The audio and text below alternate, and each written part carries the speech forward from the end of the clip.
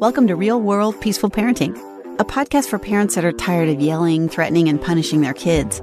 Join mom and master certified parent coach Lisa Smith as she gives you actionable, step-by-step strategies that'll help you transform your household from chaos to cooperation.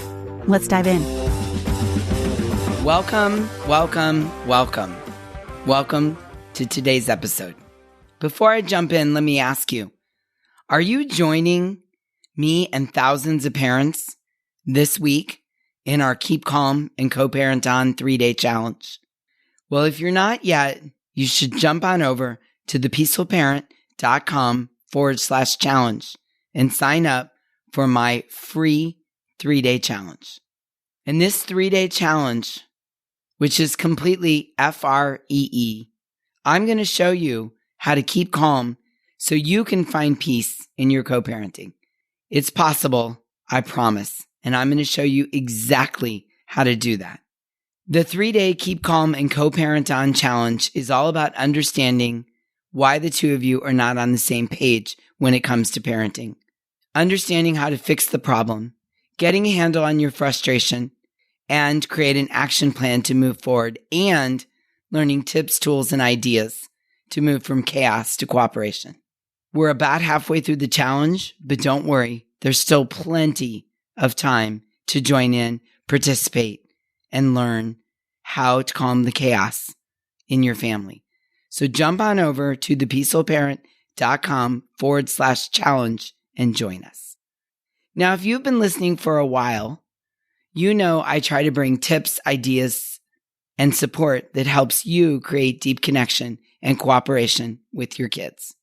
And today I have a special treat for you. Tricia is a mom of a 3-year-old boy and twin boys that are a year old. She's a Hive member, which is my membership community, and she reached out for support around getting on the same page with her co-parent who tends towards a more dominant parenting style. I love bringing you the coaching calls so you can hear the work, how it unfolds, the tools, and the support offered. Listen in as I coach Trish through the tools to use with her family to help her and her co-parent get on the same page, peacefully set limits, and create connection. So today I'm doing a coaching call with Tricia, and Tricia has come a long way in co-parenting with her husband. Tricia and her husband have 3 kids, a 3-year-old and 2 babies, twin babies, and life is busy for them. They both work full time. They have intense jobs, and they're raising these 3 kids, 3 and under, and they come from different parenting styles. And as a Hive member, Tricia's been working really, I want to say hard, but I'm going to say diligently on spanning the gap between her and her husband in their parenting styles. And I think Tricia would agree that they've made a lot of progress, a lot. They've come a long way since our very first conversation. And today we're going to talk about something that's getting in their way of peacefully co-parenting and have a coaching call around this. And I thought it would be a beautiful opportunity for the podcast listeners to listen in, learn, get tips and ideas. So Tricia, why don't you tell us a little bit about what's going on for you guys? So ultimately, being a peaceful parent and learning to parent differently and having a different set of tools, if you will, thinking differently than I was brought up. I mean, I think I was raised in a pretty peaceful environment, but not knowing the language, my husband was definitely raised in a dominant. His dad was dominant and his mom was permissive. So seeing sort of both aspects. When our 3-year-old gets into little storming moments, my husband's first instinct is to time out or threaten taking stuff away. And we're really struggling to find sort of a middle ground when it comes to what the message we're sending him is.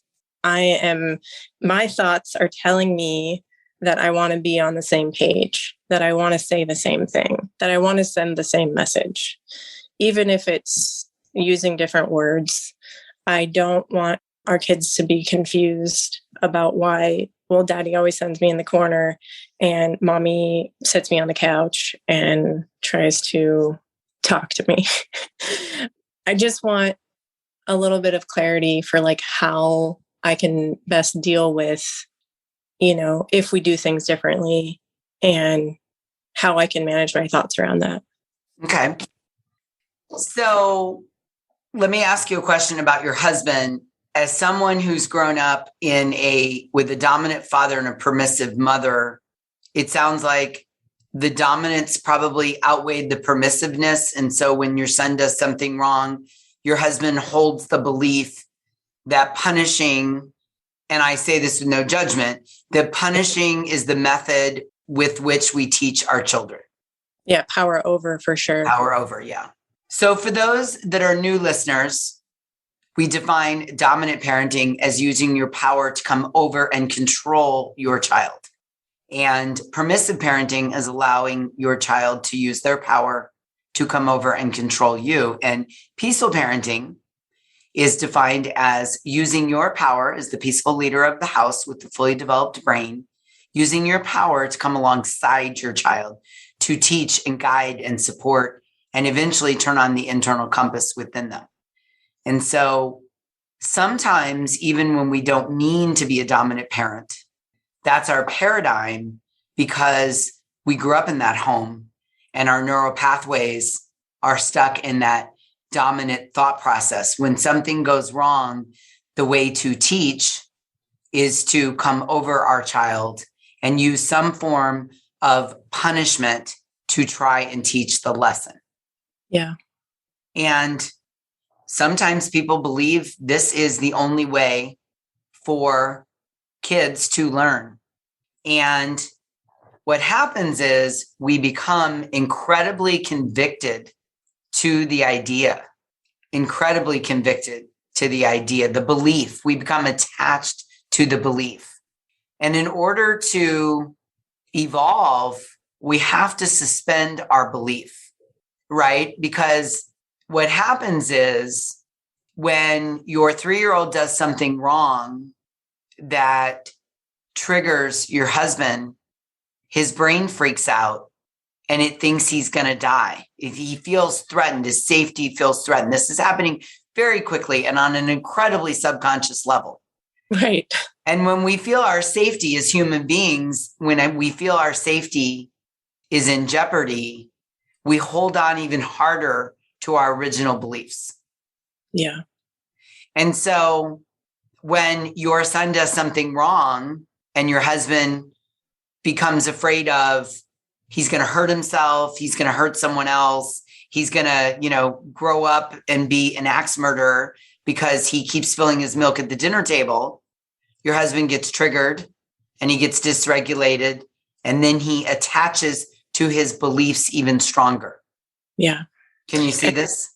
And I am a former dominant parent myself, recovering dominant parent. So I can understand sort of where he's coming from. And I used to do those things, or a lot of those things too. But at the end of the day, when I didn't feel good about it, and there was a lot of emotion attached to those reactions, I was like, there's got to be a better way. So that's when I found peaceful parenting and have totally changed my life. Thank you, Lisa. Well, so let me jump in here and say, Tricia, so what's happened is you were able to suspend your belief. The dominant parenting worked. Yeah. And you now have a new belief, right, which is I can use my power to come alongside my child. And my guess is that your new belief is that punishing doesn't actually work. Discipline, teaching, repetition, staying calm, scuba diving down to the feelings and needs is what works. So you have a new belief, right? And it's great that you can relate to his belief because you used to be there. Right. But now you are attached to a new belief, which is peaceful parenting is effective and works and creates connection, and punishing commands compliance. Right. So what does all this mean? Why is she going on and on about this? Well, the real solution to this is to get your husband to suspend his belief for a period of time that punishing is the only way to go, and work with him to understand, yes, that is one option. However, the outcome is lack of connection, low self-esteem, internal compass is typically not turned on. As kids get older, they want to avoid getting caught rather than doing the right thing, right? And by acknowledging that, yes, that is one way you could go. Yes, people parent that way. Yes, you're not bad for doing it that way. But could you open your mind, husband? Could you suspend that belief and open your mind that there might possibly be another way to do it that has short-term benefits and long-term benefits that exceed the benefits of dominant parenting? Yeah.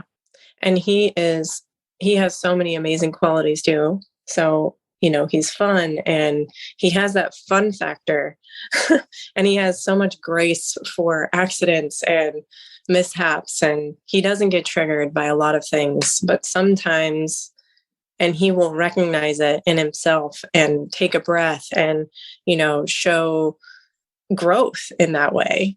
But then there's still these things like whether it be timeout or wanting to spank. He hasn't, but he's mentioned wanting to. And so that part is the part that I'm just kind of like, oh, please, no, like there's another way. Yes. Yes. So let me address the wanting to spank, and then we'll discuss the solution to all of this. So I understand the urge to spank. Yeah. Especially when we grew up in a household where we were spanked. Yeah. When we are little, we have an underdeveloped brain. And so what our brain says is, oh, in this family, this is how we resolve X. We are spanked. And we sort of grow up believing, that it's quote unquote normal. And we lay down these neural pathways in our brain. And sometimes we even justify it as we get older with thoughts like, well, I turned out okay, so I didn't like it, but, it was effective because look at me. I'm a successful husband, professional, friend, father, so we can even deepen the belief with examples of why we didn't like it, but we turned out okay. Yeah. So the urge is there a lot of times in the stressful moment because those are our neural pathways, right? It's possible that when you and your husband are sitting and having a glass of wine and talking about parenting conceptually, theoretically, you might say to him, hey, we want to be a family that doesn't have to spank our kids. And he says, yeah, I'm on board with that. Yeah, I agree with that. And then in the heat of the moment, things get stressful. He gets trapped in his middle brain. He goes into fight or flight, and the urge is there. And a lot of times it's based on not only current beliefs, but our history, our childhoods. Exactly. Right? This is how when I was the child in the parent-child role, this is how problems were solved. And now I'm the parent in the child-parent role, and I have the urge to go down that pathway. Yeah. Yeah. Yeah. So as the co-parent in this situation, it's really helpful to understand where the other parent is coming from, where husband is coming from, and have lots of empathy. Yeah. Right? Because ironically, if you, which I know you're not doing, but I'm saying for all of us, if one is trying to dominate the co-parent into peaceful parenting, it's not going to work, which makes me laugh every time I think about this, right? You can't use dominance and violence to, gain compliance from the other parent on peaceful parenting. The irony is just, it makes me laugh. Really funny. Yeah. As much as there's times where I'm like, you're doing it wrong. I'm like, wait. Yes. Yes. Right. Model. Right. Yes. It's modeling. So what's the answer then, Lisa? The answer is to start to baby step your way with husband to the middle, to the peaceful parenting middle. And it's by acknowledging our son needs some discipline, which discipline is rooted in the word, or the root of the word is to teach, right? So we're going to agree that we need a system here at home. And we're suggesting we buy into the system of discipline rather than punishing, right? Punishing is on the spot, triggered from our middle brain. It's usually intended to leave an impression by harming or taking something away or making them work so hard or be without something they really care about in an attempt to teach a lesson. Okay. And let me prove, that punishing isn't the way to go. Punishing isn't the way to go because for the most part, as adults, we don't go around punishing each other. Right. Right. If you do something wrong at work, I don't ground you for a week. Right. I don't spank you. I don't take away your lunch. Right. And I don't do that because adult to adult, what we appreciate is A, it probably doesn't work. And B, it just leads to shame and humiliation. And it's hard to learn from that position. Right. Right. If you worked for me and we're in a meeting and I berate you in a meeting in front of everybody, you're so embarrassed. Do you really learn anything? Like the really good managers don't use those tactics. Why? Because they know they don't work. Yeah. So, we move husband along the continuum by discussing and educating and sharing. What if we were to move away from punishing and move towards discipline? And I like these words because for someone who grew up in a dominant household, taking the carpet out from under is way too scary. And that's permissive parenting. I'm not a fan of that. Right. So peaceful parenting isn't without limits and rules and boundaries. That's called permissive parenting. And I'm not a fan of that. No. But a lot of times dominant parents think the opposite side of the coin is permissive parenting. So they say things in the heat of the moment like, well, Tricia, what do you expect? We're just going to do nothing. We're just going to let him do whatever he wants. He's just going to spill milk all over the house. He's never going to take a bath. He's never going to go to bed, right? Fear comes up right away. The brain freaks out and they feel unsafe. The co-parent feels unsafe because what are the rules to this thing? I don't know what they are. Tell me. And then I don't have all the answers immediately. And that's hard too. It's like hard for me to stick up for myself sometimes. And then I'm like, I got to talk to Lisa about that. I don't know. Yeah. So I think it's conversations when we're both in our higher brain where I want us together to have a system in the home where we are setting limits, where we're teaching discipline, where we're turning on the internal compass, where we're facilitating boundaries and rules. I just want us to do it up front from our higher brains, age appropriate, situationally appropriate, right? Where we're not canceling Christmas or, if you don't behave, then, if you don't pick up all your toys right now, I'm going to take all your toys and put them in a garbage bag and give them to Goodwill, right? That's punishing. That is threatening and punishing. If you don't do exactly what I say right now, I am going to collect all of your toys and give them away. Right. Now is the kid, you've activated my fear and I'm so scared that I'm going to lose all my toys that I can't even understand what you're really asking me to do. Right. Right. Okay. So discipline looks like this. Setting limits and discipline looks like when we're done playing with something, we put it away before we move on to the next thing.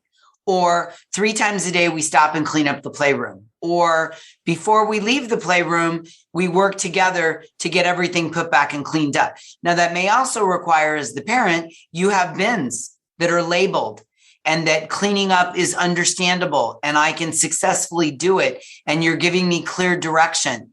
And if I choose not to clean up the room. Maybe I have to sit down on the floor until the room gets cleaned up, or I have to go take a little walk and come back and try again, or we can't go outside until the toy room gets cleaned up, right? That would be a limit. Tricia, you want to go outside? Me too. I can't wait to go out and play. We can't go outside until we get the toy room cleaned up. Let's work together to clean it up. That is discipline rather than the punishment of, if you don't pick up these toys right now, I'm going to put them all in a garbage bag and give them away. Right. What do I learn from that? I learned to fear you. Right. I learned to fear that my things can be taken away. All my safety and trust that you're trying to build gets ripped out from under me because you get mad and you threaten me, and you threaten from a voice that is scary to me. Right. And then sometimes he'll say, don't talk to me like that. Don't talk to me that way. Your 3-year-old says that? Uh-huh. Yeah, good for him. Don't talk to me like that, Mom or Dad. Yeah, I'm dysregulated. I can't hear you. It scares me. Yeah. As much as we need to teach our kids to pick up their toys, we'll stay with this example because it's a good one.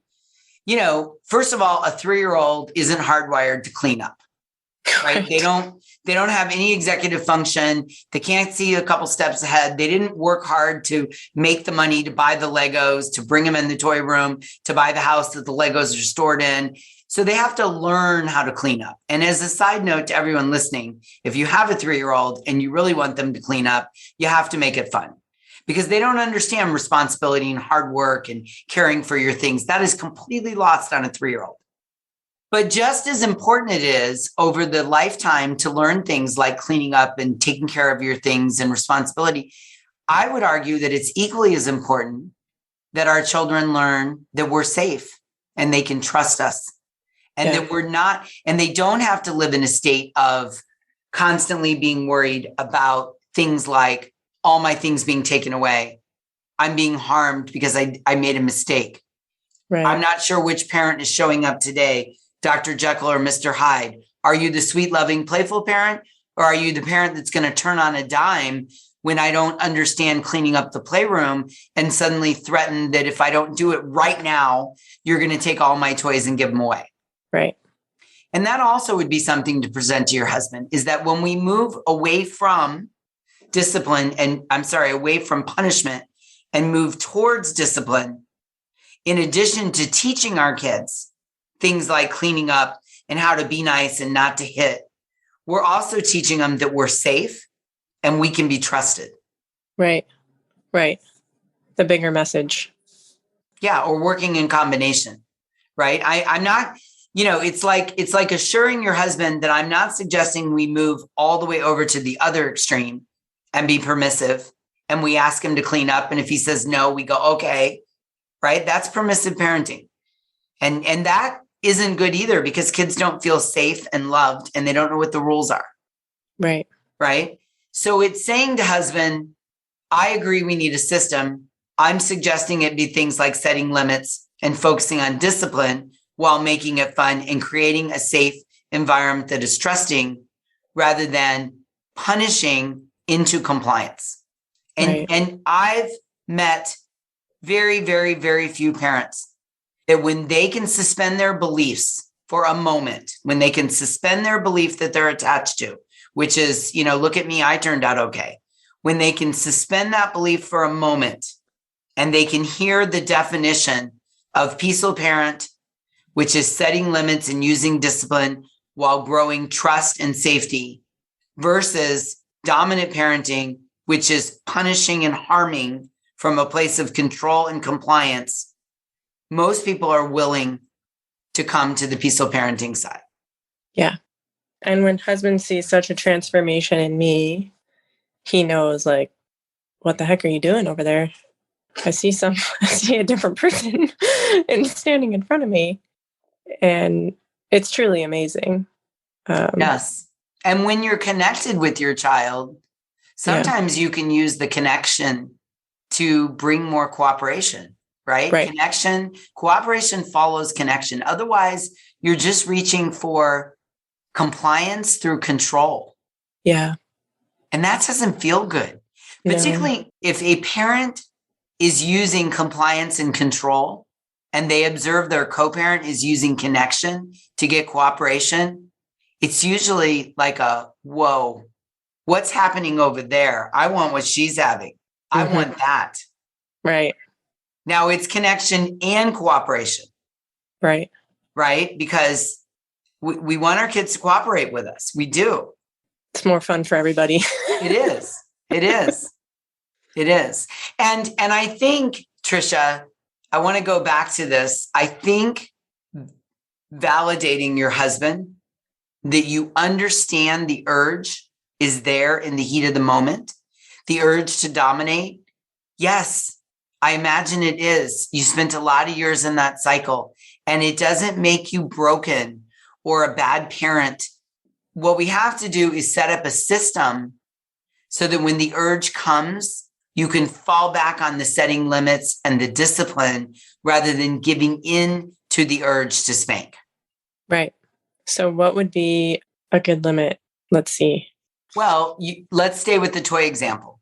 Okay. At 3 years old, a couple good limits would be, depending on how you want to run things and depending on the configuration of your house and all, one would be, we don't move on to the second thing until we clean up the first.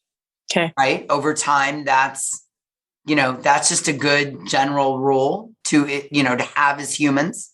Right. I finish eating dinner. I do the dishes before I move into the TV room, right, to watch Ted Lasso or whatever, the Great British Bake Off, whatever you're watching. Right. Okay. So that would be one limit you could set. And that doesn't require a big dramatic thing. It's just, hey, Mr. 3, if we're done playing with Legos, before we go over here and play with the iPad or the Tonka trucks, we're going to clean up the Legos, right? And some of this requires knowing the temperament of your child, right? Maybe it's easier for him to clean up in small little doses and you prefer less mess in the house. So it works for everybody, right? So that would be one way you could set a limit around toys. Another one would be, before we leave the toy room, right, to go outside or to go watch TV or to go have a snack, we clean everything up. Let's put on a song and let's clean everything up. And we can't leave the toy room until we get everything cleaned up. That would be another way to peacefully set a limit with a 3-year-old. And again, that depends on things like your temperament, his temperament, how much time is involved, how many toys are there, all that kind of stuff. That's why I never tell people exactly what the limit is. You get to pick. But that is peacefully setting limits. And that is teaching discipline over time. I've been doing this. It's funny. I've been doing this since Malcolm was little. And I got to tell you, in all honesty, my 17-year-old's room, 95% of the time is spotless. Wow. Yeah, spotless. We have systems in place. I don't like clutter. I've always been one that, we pick up after ourselves. I'm just constantly picking up after myself. I've taught him. We've used discipline. I'm also very practical. Like, I have a bin in his bedroom that he literally can throw his clothes in. Right. I make it super convenient and easy to be compliant. Right. It's a silly example, but it gets the job done. The hamper, so to speak, isn't in the hallway 5 doors down. Right. He has a bin that has no lid on it in his bedroom. So clothes come off and they go straight in the bin. So his clothes are always in the bin. Yeah. So I'm meeting him halfway by making it super simple. I do not make cleaning up complicated, but his room is almost always clean. And even if it gets a little messy over the weekend, he kind of has this automatic, I'm going to say trigger. I don't mean it in immediate. He almost has like this alarm Sunday afternoon that says, hey, clean up your room. Right. And so his room is clean. Yeah. And I think it's because I've always used discipline, not punishments. Yeah. And I think I'm the messy one, coming from the messy. My nickname growing up was the White Tornado. No joke. So it wasn't until I was in my 30s before I appreciated cleanliness. I realized that it brought a lot less anxiety to me, is having clean spaces. So now I am like a major clean person, but before I wasn't. Sure. But my husband, is very clean. So it's and let me add this in because this will be helpful to our listeners. What I know about you is that your husband does a job that is incredibly process oriented. Yes. And it's required in his job to keep him alive and the people that he serves alive. Yes. And so I'm sure for him, the idea of walking away from Legos and leaving on the floor, it's not how his brain is trained. His brain is trained that when you use something, it is cleaned and put away so that the next emergent situation that comes, it can be effectively used to save lives. 100%. But you have to factor this in too, into the system you're going to put in place. And this is where, you guys can sit down and you can ask him, okay, again, we'll stay with the toy example. When it comes to toys, how should we set a limit in this family? We have 3 boys under 3. What do we need to do? Do we need to be cleaning up immediately? Do we need to be cleaning up as we go? Do we need to be taking 3 breaks a day to clean up the toys? Do we need to like how do we want to handle this? And then what you do once you set the limit is you work to stay 100% consistent around the limit. And again, you do have to take into account real world peaceful parenting is taking into account the temperament of both parents, the philosophy of your home, the size of your home, the number of inhabitants in the home, the volume of toys, when Malcolm was little, we just never were big toy people. Like he just didn't have, he didn't have a playroom. All of his toys would fit on a shelf in the living room. He had toys, but he didn't have copious amounts of them. So, and I always had bins. I'm a bin girl. Give me a label maker and a bin. Like, the home edit. Those are my people. Oh, yes. Those are my people. So I always had bins. I had them labeled, Legos go here, books go here, blocks go here. So cleaning up was super easy for us. So you have to take all of this into account. Maybe you're a family that, has a lot of clutter. Well, if you live in a lot of clutter, there's stuff everywhere. You've got to take that into account when you're setting a limit. How cleanly is my kid really going to be? Because we model clutter, right? Or if you're a minimalist, you got to take that into account. If you're a mom or dad who's home with the kids all day and, you're homeschooling or you have 3 or 4 kids and you really cannot tolerate chaos and mess, like it brings anxiety on, then clean up as you go. Right. Don't set the limit of, we're going to clean up once a day at 6:30, because then you're going to have anxiety all day looking at the mess. That's it. You've hit the nail on the head, Lisa. Say more about that. What happened there? I think clutter definitely brings on anxiety for both me and my husband. And there's part of me that enjoys free play and a fun zone for the babies where they just kind of unpack. One of them's a really big unpacker and he's just like, every book off the bookshelf.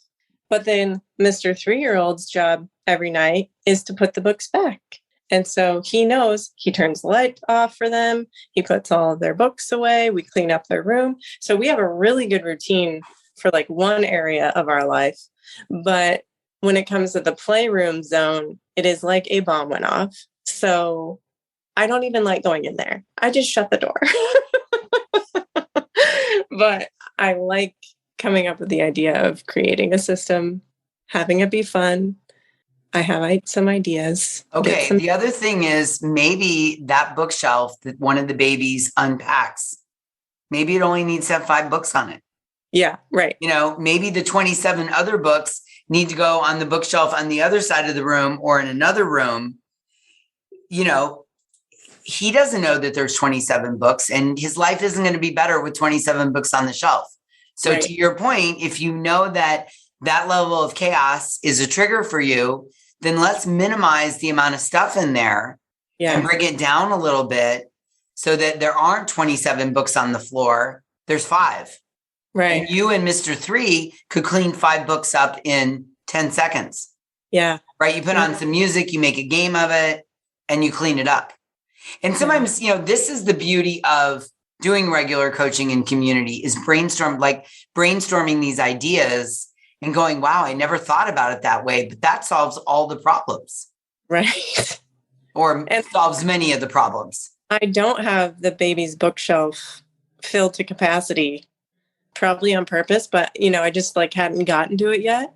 And sometimes Mr. 3 will just haphazardly put them on there, and I don't say anything, and I don't correct him on that yet, because I'm just grateful that he's picked them up off the floor and he put them on the bookshelf, whether they're upright or on their. I'm like, great job, buddy. We're moving on. Yes, and let me point this out for anyone else that has 3-year-olds. He's picking those up and putting them on the shelf right now, not because he loves his brothers, not because he's high in response. He's doing it because he thinks it's fun. Yeah. And you're doing a great job of not ruining the fun by overcorrecting, by criticizing, by wanting him to do it perfect. He's enjoying it and you're letting him enjoy it. So well done. Yeah. Because the moment you try to make it perfect, it's going to squeeze the fun out of it. And then you guys are going to power struggle. Why are you doing this? You used to pick up the books all the time. Come on, you got to help mommy out. You're the big brother. None of that lands on him. He's hardwired for fun, and you're letting it be fun. It's a challenge. I pick up the books, I put them on the shelf. You're not asking him to color code them by author and, have them all lined by size. So keep doing that. Keep making it fun. Okay. Yeah. So I think that, the secret sauce here is, so let's recap here. So the secret sauce is acknowledging that you understand the urge to spank in the heat of the moment. And it doesn't make him dominant or bad or broken. It's there because of the parent-child role. And he can, when he's ready, suspend his belief that that is the only way and hear about setting limits in peaceful parenting, which is rooted in to teach discipline, repetition, turning on the internal compass, rather than control and compliance and punishing and harming. Mm-hmm. And then just invite him to begin moving to setting limits by the two of you sitting down and setting limits. Where are we having the most struggle? What are our priorities? What do we want this to look like? Okay, let's set a rule. We're not going to let the toy room go an entire day and turn into a big chaos. We're going to clean it up as we go. After we're done with the books, instead of just letting all 3 kids run over to the next thing, we're going to take a minute to put all the books back on the shelf. Yeah. And then you guys get disciplined about following through on the setting limits. Right. Good. Let's plan to do a follow-up call in a couple weeks and hear how it's going here, because I know there are so many listeners that can relate to this, Tricia, and that are going to want to know, well, what happened? Because I want to try this too. And so we can come back together and have a follow-up call. Sounds great. Great. Thank you so much. This was so helpful. I know so many people are benefiting from this, and we just appreciate you sharing and, coaching and being open-minded. And so thank you. Yes, you're welcome. Okay, everybody. I hope you found that amazing and insightful. I hope you got some ideas and your brain is spinning. And if you're in a similar situation to Tricia, take the tips and tools and try them. Have the conversation from a place of empathy and understanding. Explain the difference between punishing and discipline. It's an absolute game changer. And when you and your co-parent move away from punishing and move towards discipline, deep connection will happen and cooperation will follow. Yeah? Awesome. Okay. Until next time, I'm wishing you peaceful parenting. Thanks for listening to Real World Peaceful Parenting. If you want more info on how you can transform your parenting, visit thepeacefulparent.com. See you soon.